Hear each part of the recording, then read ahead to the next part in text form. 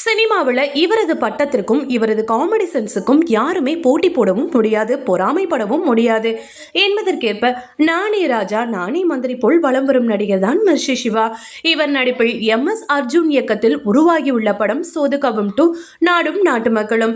இந்த படத்தில் Radha Ravi, MS Bhaskar, Karunakaran, karate Karthi, Ramesh, Tilak, Aruldas, Harisha உள்ளிட்டோர் நடித்துள்ளனர். இந்த படம் வரும் டிசம்பர் 13ஆம் தேதி வெளிவருகிறது.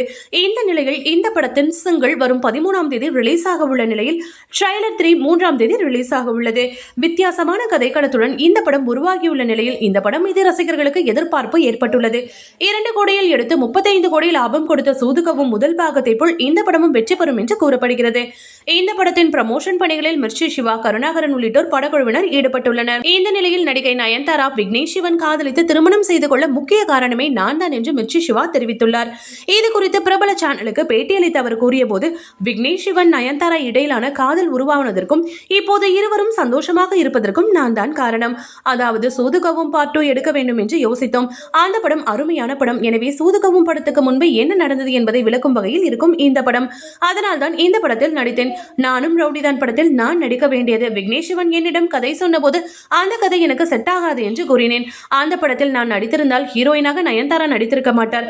அவருக்கு பதில் வேறு ஒரு ஹீரோயின் நடித்திருப்பார். அந்த படத்தை விக்னேஷ் சிவன் இயக்கியிருந்தாலும் நயன்தாரா விக்னேஷ் சிவன் இடையிலான காதல் மலர்ந்திருக்காது. நான் நடிக்கதால் தான் நயன்விக்கு இடையே காதல் மலர்ந்து திருமணமும் நடந்தது என்று அவர் தெரிவித்துள்ளார். மிர்ச்சி சிவா அந்த படத்தில் நடிக்காதது பற்றி ரசிகர்களுக்கு கவலை அளிப்பதாக இருந்தாலும் அவர் இப்போது கூறிய லாஜிக்கான விஷயத்தை கேட்டு ரசிகர்கள் மனதை தேய்ச்சிக் கொண்டு வருகின்றனர். அந்த படம் மிஸ் ஆனதால் என்ன அவருக்கு இன்னொரு படமா கிடைக்காது என கருத்துக்களும் கூறி வருகின்றனர். இது போன்ற சினிமா மற்றும் சீரியல் தொடர்பான செய்திகளை காண சினி டைம்ஸ் சேனலை மறக்காம சப்ஸ்கிரைப் பண்ணுங்க.